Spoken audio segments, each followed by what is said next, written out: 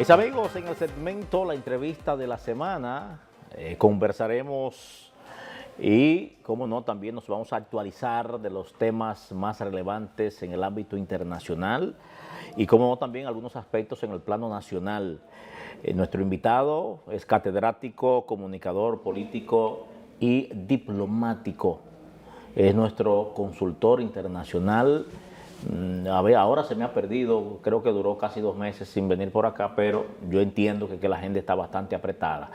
Me refiero a Janel Ferreras. Saludo, hermano, bienvenido, por fin te me soltaron. Hola, Leandro, para mí un placer. Siempre, formo parte de esta plataforma, de este programa. Realmente estaba fuera del país, cumpliendo unos compromisos y también me tomé unos días de vacaciones. Pero ya estamos aquí en la tertulia habitual de este espacio, que déjame decirte y felicitarte, tiene una gran comunidad en Estados Unidos. Muchísimas gracias. Gracias, Janel, por esa información. A veces nos envían incluso hasta fotos de la pantalla ya que nos están viendo, y de verdad que gracias a la magia ya de la tecnología, el Canal 8 aparentemente se está viendo muy bien por allá también, por los Estados Unidos. Los dominicanos y otros puntos del mundo. Siguen mucho la televisión local para mantener esa conexión que es habitual entre la diáspora y el país base. Bueno, Janel, tenemos un tema. La geopolítica actual, es obligatorio hablar de una figura que es lo más influyente que hay ahora. Es el que coloca la información de la cual se va a discutir durante toda la semana, durante los últimos meses. El caso de Donald Trump, su papel en diferentes ámbitos de lo que son las decisiones internacionales. Y de entrada me gustaría que tú me hablaras sobre su papel en lo que es la guerra que hay desde ya hace varios años entre Ucrania y Rusia.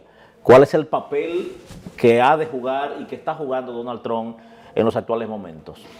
Mira, puntos encontrados. Este programa, sin quizás, fue uno de los primeros programas donde nosotros visualizamos que la candidatura de Trump en el pasado se iba a convertir en una candidatura gananciosa, pero que a partir de su ascenso al poder se iba a convertir en un cambio en la geopolítica global. No sé si lo recuerdas, cuando te decía que Trump le iba a poner un sazón diferente a la geopolítica. Pero muy diferente. La llegada de Trump ha cambiado la matriz económica de la humanidad. Bajo la administración demócrata de Joe Biden, aparentemente que el lobismo bélico del mundo, sobre todo de las primeras 4 potencias de Occidente que se dedicaban a fabricar y a vender armas, me refiero a Estados Unidos, Francia, Alemania y el Reino de Inglaterra, tenían en sus almacenes prácticamente una venta asegurada a nivel de armas. La mayoría de esas zonas francas bélicas aumentaron sus ganancias en un 600%. Donald Trump estableció 3 puntos para ser presidente de Estados Unidos, solamente 3 puntos. Primero, la pacificación del mundo. ¿Qué significa eso? Que va a tomar distancia de la economía de guerra. Segundo, la protección de Estados Unidos a nivel económico, y por eso vemos entonces la guerra de aranceles, que te voy a explicar brevemente aquí por qué esos aranceles. Y tercero, y no menos importante, la parte que nos afecta a nosotros, la finalización de la vuelta por México, mejor conocida como la invasión masiva hacia Estados Unidos. Trump ha sido el presidente en los últimos 50 años de todo el continente americano que más ha cumplido sus promesas de campaña. No hay un solo punto que Trump haya colocado en la mesa de trabajo de la Casa Blanca que no haya sido promovido y que no haya sido prometido en su comando de campaña. Nada de eso es nuevo. La pacificación del mundo, él lo dijo. Por eso vimos cómo en el caso de Rusia y Ucrania hay una mesa de diálogo. Pero ¿qué indica de que Estados Unidos sea el país que esté llamando a paz? Eso le debe traer mucha suspicacia a la gente. Si Estados Unidos hoy está llamando a paz, es posiblemente porque el origen de esa guerra no salió ni de Rusia ni de Ucrania. Por eso Volodymyr Zelensky deja ver el refajo cuando va a Estados Unidos a exigir que hay que apoyarlo. ¿Sabes qué significa exigir un apoyo en público? Es comprometer. Cuando usted es la persona que me compromete a mí a hacer un viaje, tiene que respaldarme. Pero ¿y por qué este tipo de cosas se hacen así abiertamente ante la prensa? ¿Eso estaba pautado realmente? No, eso no estaba pautado. Lo que pasa es que Zelensky fue a conversar con una extensión de Joe Biden y se encontró con un muro llamado Donald Trump. Zelensky fue a atizar la guerra y el discurso de Trump es un discurso de paz. Realmente ya ese acuerdo que había de apoyo con el armamento para Ucrania, es cierto que ya fue suspendido por Donald Trump. En primera fase fue suspendida la inteligencia.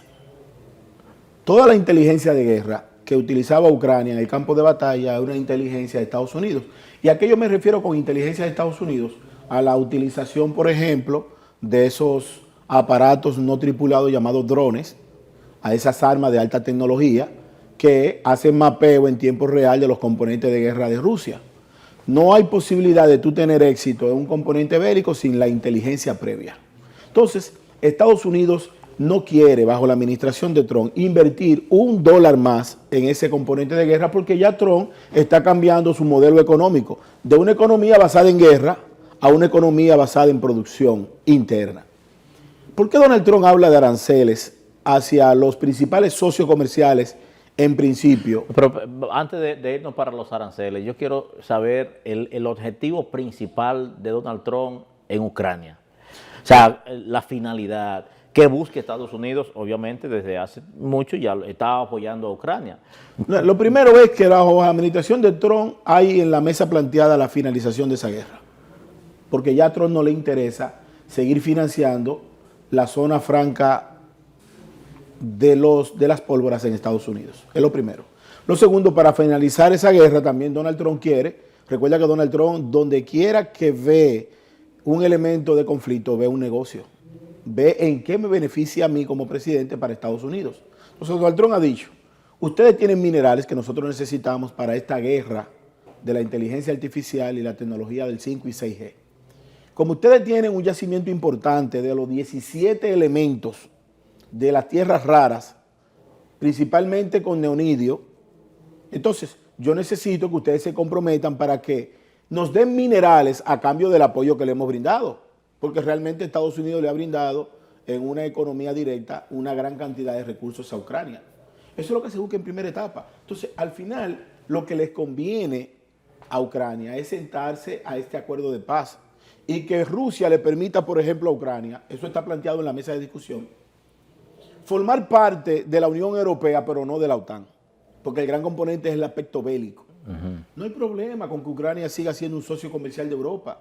De hecho, a los ucranianos le iba muy bien con Rusia porque por Ucrania pasaban algunos gasoductos importantes y Rusia le pagaba alrededor de $2.000 millones solamente por el uso del territorio, sin poner un centavo. Además, gran parte del gas ruso y de la energía rusa también iba al servicio a Ucrania. Por eso en principio le quita la península de Crimea. Y yo le he dicho a la gente de República Dominicana para que me entienda el de a pie, Crimea es lo más parecido al regalo despechado de un hombre. Crimea, Rusia se la entrega a Ucrania cuando era su socio, cuando era su país aliado. Y una vez que Ucrania le saca la alfombra a Rusia y está coqueteando con Europa, entonces Ucrania le quita de nuevo Crimea. Es así. Al final eso no tiene sentido, esa guerra va a concluir. ¿Habrán elecciones adelantadas ya en Ucrania? ¿Se elegirá un nuevo presidente? Que aparentemente es una de las ideas que tiene Donald Trump, de tratar de que se ponga otro representante. Bueno, Donald Trump no tendrá tanta incidencia en ese sentido porque cuando los países se declaran en guerra, se suspenden todos los... No hay forma. Se suspenden todas las distribuciones civiles normales. En un estado de guerra no hay elecciones. Hay un comandante en jefe de las Fuerzas Armadas que tiene que concluir la guerra que comenzó. O sea, en ninguna parte de la historia de la humanidad han visto que en medio de una guerra hay elecciones entre un estado. El presidente que inicia la guerra la termina, a menos que sea producto de un golpe de estado o de un magnicidio. Zelensky se fue enfadado, no quiso firmar el documento que aparentemente ya estaba preelaborado, pero luego que está allá en Ucrania, como que depone su actitud y dice que no tiene ningún tipo de inconveniente en firmar ese documento. Los principales aspectos que constan en ese documento, ¿cuáles son? Él sale en principio para Europa y allí lo esperan sus amiguitos que lo están motivando a que cuente con ellos. Pero resulta que tampoco Europa tiene cómo sostenerse. Toda la defensa de Europa y de Ucrania descansa bajo los hombros de Estados Unidos. Estados Unidos sigue siendo la potencia mundial a nivel de aspectos bélicos. Entonces a él le pasó lo mismo que le pasó al presidente de Colombia, Petro. Fijaron una posición y cuando se dieron cuenta de la realidad, entonces se devolvieron.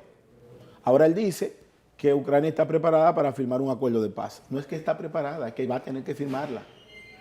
Leandro, no hay posibilidad de enfrentar a Rusia sin Estados Unidos. Sin Estados Unidos. No hay posibilidad.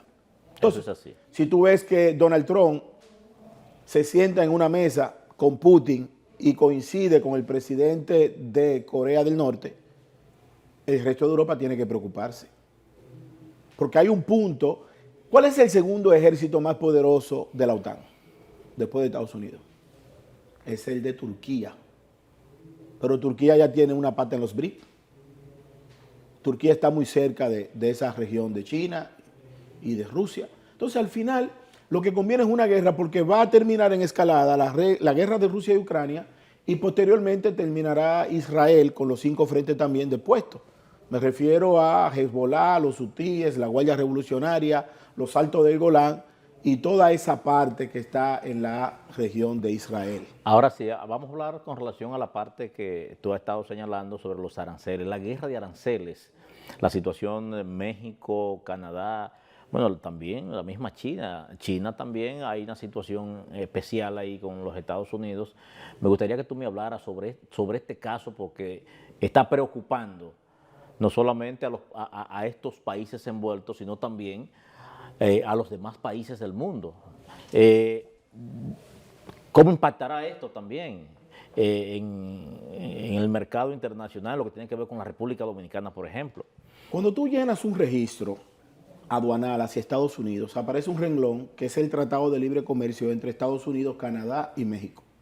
Es una zona económica exclusiva muy importante. De hecho, es la zona económica exclusiva más poderosa del continente americano. Resulta que en el año 2023, por ejemplo, las exportaciones de México hacia Estados Unidos representaron el 78% de todo lo que importó. Eso es prácticamente un 37% del PIB mexicano. Pero en el caso de Canadá, un año después, en el 2024, en la medición que se hace, el 76% de todos los productos en volumen que fabrica Canadá, el destino final es Estados Unidos. Eso también representa un 19% del PIB. Ahora, ¿por qué Donald Trump puede jugar con la guerra de aranceles? ¿Y qué busca al final? Puede jugar con esa guerra de aranceles porque Estados Unidos le exporta a ellos menos del 3% de su PIB. O sea, es una fracción prácticamente insignificante porque Estados Unidos muy desigual. Y como es muy desigual, esa inflación no afecta a los norteamericanos. En términos de marketing estratégico, ¿en qué se manifiesta una guerra de aranceles? Y le explico. ¿Y qué se busca con eso? Si Estados Unidos tiene un carro, marca Chevrolet, que cuesta $50,000, una jipeta, y Canadá tiene un vehículo Nissan fabricado en su territorio, como un territorio terciario de mano de obra barata, o simplemente aprovechando el mercado del libre comercio, ese vehículo sale también en $50,000. Si tú le aplicas el 25%, los norteamericanos tienen 2 opciones. O compran la Chevrolet en 50,000 o compran la Nissan en 62,500. ¿Qué tú crees que va a hacer el trabajador estadounidense? Va a comprar el vehículo que se fabrica allá. Se fabrica allá. Porque tiene unos rangos parecidos en el mercado. Entonces, en principio, lo que busca la guerra de aranceles es aumentar el producto de los mercados periféricos para que el consumidor final elija su producto interno, la fabricación interna. Reforzando la fuerza en los que producen internamente. Claro, y también va a provocar... ¿Y tú no crees que estas exportaciones podrían desviarse entonces, buscar nuevos mercados como China, por ejemplo? El problema no es que busquen nuevos mercados, el problema es quién tiene el poder adquisitivo de compra, porque esto no es un asunto de pizarra. Sí. Esto no es un asunto de que yo vendo limones y si no me lo compra Nueva, me lo compra San Francisco. Y China, que vive de la exportación también y que tiene a Estados Unidos como su principal socio. Y a China le implementaron un 20%, porque tenía primero un 10% y luego un 20%. Pero para que la gente entienda, yo siempre me preocupo de que la gente de a pie del territorio dominicano entienda estos aspectos de la geopolítica. Si yo vendo aguacates y los aguacates me lo compran Agua y Nagua decide no comprármelo, No es tan fácil como yo decirlo, aguacate me lo compra Samaná. Es posible que en Samaná nadie compre aguacate, no haya dinero para aguacate o simplemente no coman aguacate. El problema de Estados Unidos es un mercado. Estados Unidos tiene una de las poblaciones con mayor compra compulsiva del mundo. Yo quiero que tú sepas que los norteamericanos van a comprar unos zapatos Floshy, necesitan uno, pero ellos compran tres, de tres modelos diferentes o tres colores diferentes. Al final terminan donándolo en las tiendas de donación. Entonces, ese amplio consumo, producto de ser la manifestación de la potencia más rica de América, va a afectar esa guerra de aranceles. Pero al final va a provocar lo siguiente. Canadá y México, que no son tontos, porque ya eso ha provocado una inflación gigantesca en sus mercados y en sus bolsas, van a sentarse en una mesa de paz. Donald Trump no está improvisando. Donald Trump es el presidente más inteligente en los últimos 50 años que ha tenido Estados Unidos. Se ve en la narrativa del marketing estratégico como un loco, como un showman. De loco no tiene nada. ¿Cómo va a repercutir esto en los países subdesarrollados? Bueno, nosotros tenemos que prepararnos porque resulta que si esa guerra de aranceles afecta a la economía de los tres estados, más de 2 millones de dominicanos viven en Estados Unidos, y a la hora de que la inflación afecte al país, le va a afectar a ellos también, que puede verse reflejado en una disminución de las remesas. Entonces, eso sí nos afectaría. Ahora, la República Dominicana tiene que ejecutar un plan rápido y un plan estratégico. Nosotros no podemos competir en aquellas cosas donde no somos fuertes. Nosotros somos fuertes en turismo. Hay que seguir diversificando nuestra plataforma turística. Hay que crear las condiciones para que los municipios que no sean costeros, por ejemplo, fomenten los hostales, el turismo de mochila, que la gente de Santiago de los Caballeros pueda conocer a Bonao, que la gente de San Pedro de Macorís conozca Nagua. O sea, incentivar el turismo interno para nosotros dinamizar esta economía de la persona que tiene una siembra de níspero, lo ponga frente a tu casa y que diariamente vendan 2 o 3 mil pesos y se vayan ayudando. Nosotros tenemos que hacer un plan con nuestros minerales. De ser cierto que se establece que nosotros tenemos esa gran cantidad de los 17 elementos de las tierras raras en el hoyo de Pelempito y en la región de Pedernales, Cabo Rojo, esas riquezas materiales deben verse reflejadas en la balanza económica comercial del dólar en la dominicanidad. Que nosotros tengamos acceso a un dólar más controlado, más económico, pero además que la calidad de vida del dominicano a nivel general, su capacidad de consumo, se vea reflejado, que no cometamos el error que cometió Venezuela. Cuando Venezuela se vio con ese dólar bollante a través de esa guerra del petróleo, los venezolanos salieron por el mundo a celebrar y a gastar dinero, los petrodólares, y no guardaron un centavo para después. Y lo tercero, Leandro, y nosotros en este espacio... Sobre la tierra rara, yo quiero que tú me profundices un poquito más. Estamos ya seguros de que ciertamente tenemos esa... Bueno, son un mineral, ¿no? Son 17 elementos de la tierra rara. Ahí está... eso es el neonito, ya eso está totalmente certificado. Sí, está certificado y no se establece la cantidad. Se dice que puede ser más de los yacimientos. Ahora, ¿qué sucede?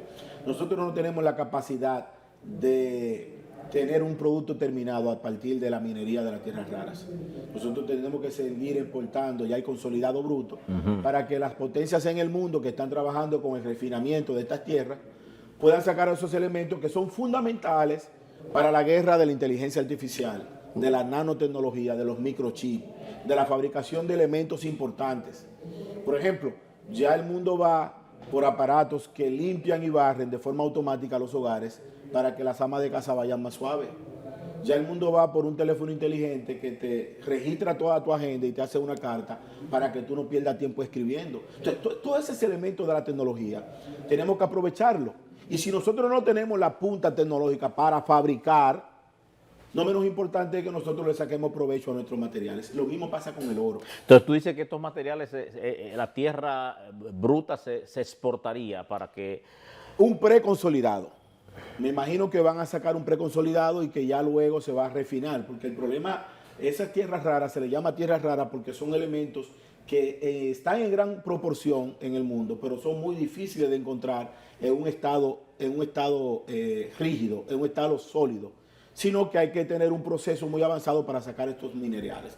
Se dice que cuando los chinos estaban sacando la bauxita de Pedernales, siempre supieron que estaban sacando tierras raras. Porque en principio sacaban aluminio, que es la base de la bauxita, pero siempre sacaron tierras raras. Por eso los chinos dominan el mercado, más del 84% de los chinos son los que tienen el control sobre el dominio de tierras raras, son los grandes suplidores del mundo. El 85% de la fabricación de nanotecnología está en Corea del Sur y Taiwán. Ya nosotros estamos tarde para formar parte de ese grupo de países que Estados Unidos tenía contemplado para la inversión a través del Departamento de Estado para hacer una especie de outsourcing de fabricación de nanotecnología. Primero, nosotros aquí tenemos una deficiencia educacional. Yo quiero que tú sepas que la embajada de Taiwán en el gobierno de Leonel Fernández donó $50 millones para la creación del ITLA. ¿Pero para qué el ITLA? Era para formar a esos jóvenes que iban a trabajar en esta transición tecnológica. Y por eso le hicieron cerca del aeropuerto. Sí. Pero nosotros tenemos que seguir fomentando y ver en el ITLA un espacio fundamental para el desarrollo de las capacidades de la juventud dominicana. Sacar un poquito la juventud, Leandro, del dembow y la mueca dance, y que nosotros podamos seguir fomentando las ciencias matemáticas y computacionales. Yo creo que ya todo lo que tiene que ver con Donald Trump en función de su participación con Ucrania, esto de la tierra rara, la situación con China, creo que ha estado debidamente debatido. Milei en Argentina y las criptomonedas, me gustaría que tú me hablaras con relación a esto. ¿Se le ha ido de la mano realmente el control económico a Milei?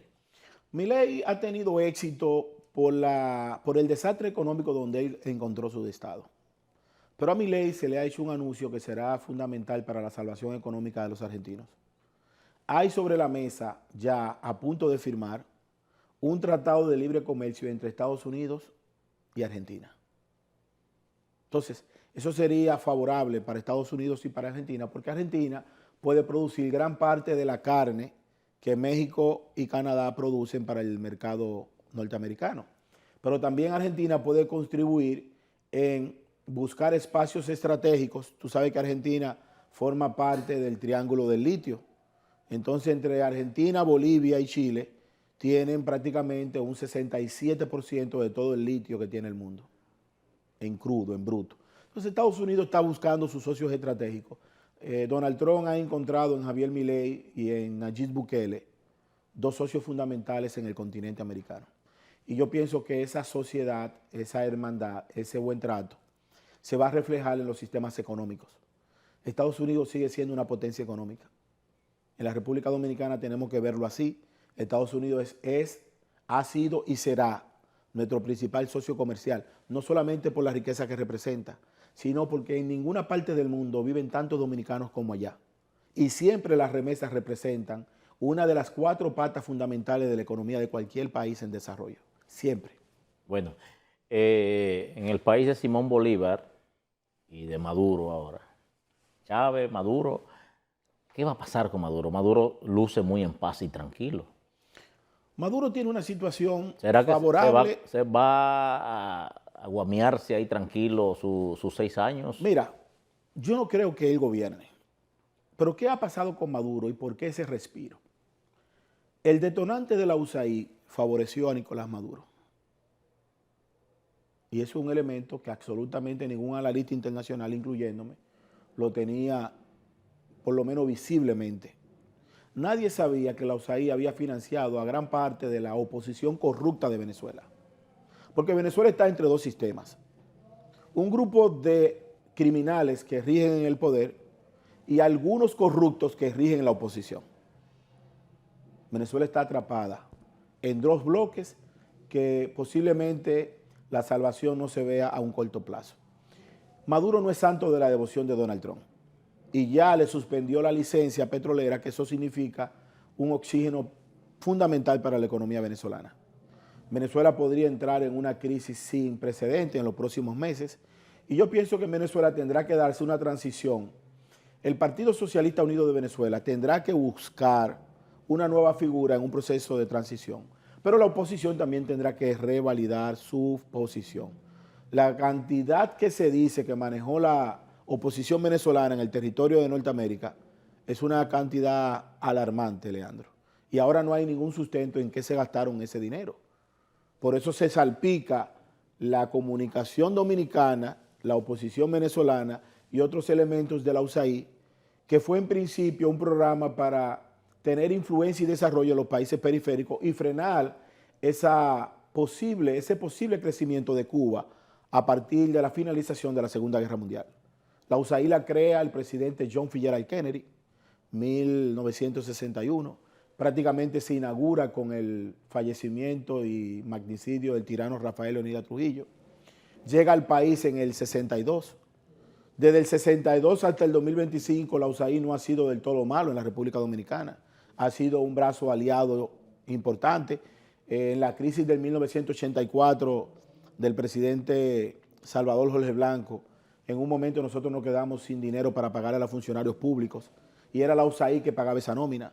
Pero en la última etapa de Joe Biden, la incidencia de la USAID en el territorio nacional fue criminal. Se implementó un programa de levantamiento de fronteras.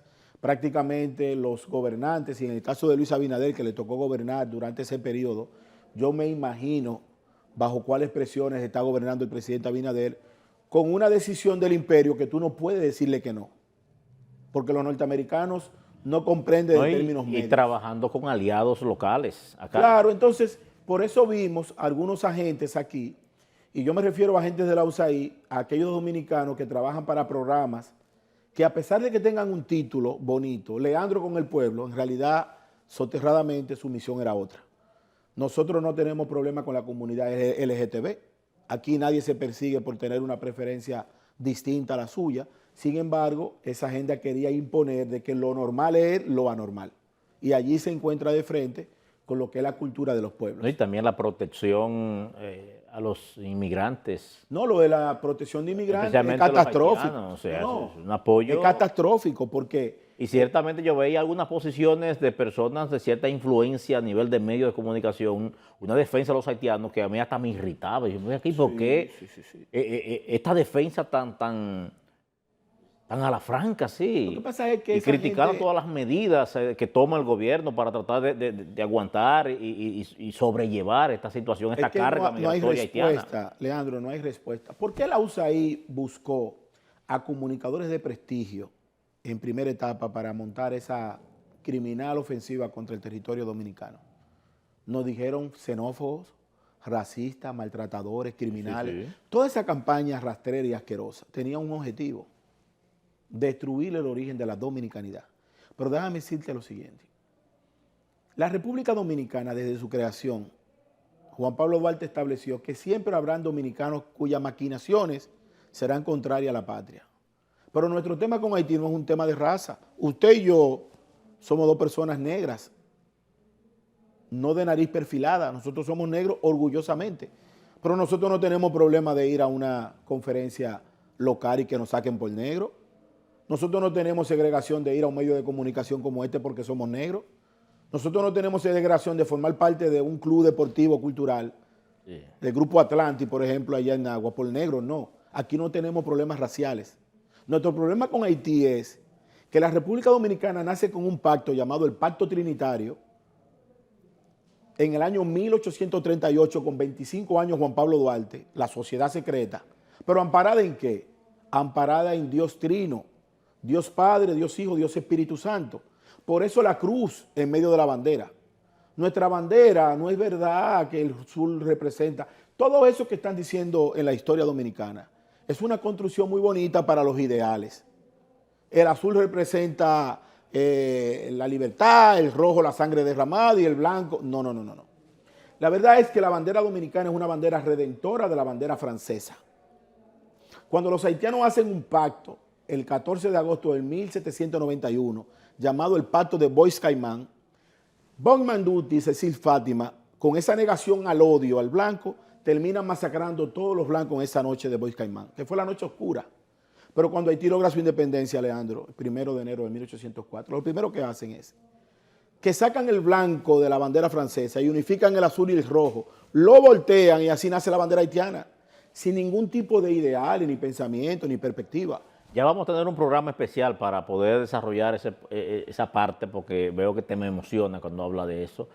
Ya finalmente, porque el tiempo se nos ha ido, la panorámica política en el ámbito local, cómo tú ves la República Dominicana políticamente hablando de cara al 2028. El 2028, el gobierno, el partido de gobierno, posiblemente tenga un 33% de probabilidades de retener el poder. La oposición tiene un 33% de probabilidades de llegar al poder. Y un vengador social tiene un 33% de probabilidades de volver al poder, de llegar al poder. Queda un 1%. Ese 1% está dedicado al trabajo, a la unidad, al compromiso, al sacrificio, a la lealtad de los cuadros, a la estrategia de consolidar un Estado-nación, al pensamiento duartiano. Entonces, quien pueda abrazar ese 1%, escucha bien lo que te estoy diciendo ahora, en el 2025, va a conquistar el poder en el 2028.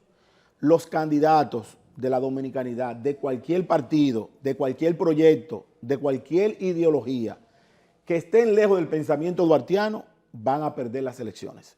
La República Dominicana tiene una grave amenaza con la invasión haitiana y ya no es posible que en algunas provincias de cada 20 niños que nazcan, 18 sean haitianos y 2 dominicanos.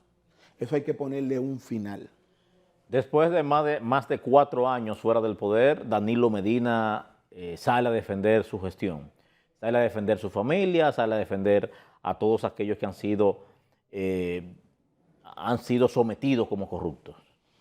Yo pienso que él hizo lo que hace cualquier persona que al final no tiene escapatoria respecto a sus decisiones del Poder Ejecutivo. Yo pienso que a Danilo Medina le falta la memoria histórica cuando dice que no conocía los negocios de sus familias, porque los estados no están para hacer negocios. Entonces yo pienso que él, dentro de sus luces, de la visita sorpresa, él tiene muchos componentes. Punta Catalina es una obra que hay que aplaudirle a Danilo Medina, pero la vinculación familiar de Danilo Medina con el Estado es una actitud criminal y una sombra que lo va a acompañar para el resto de su vida. Bueno, agradecemos infinitamente la participación de Janel Ferreras, nuestro consultor internacional de Puntos Encontrados con Leandro Pérez. Gracias, hermano, por decir presente una vez más. Gracias a ti, Leandro. Los amigos televidentes, también las gracias por la sintonía. Será hasta nuestra próxima entrega. Buenas noches, bendiciones para todos y todas.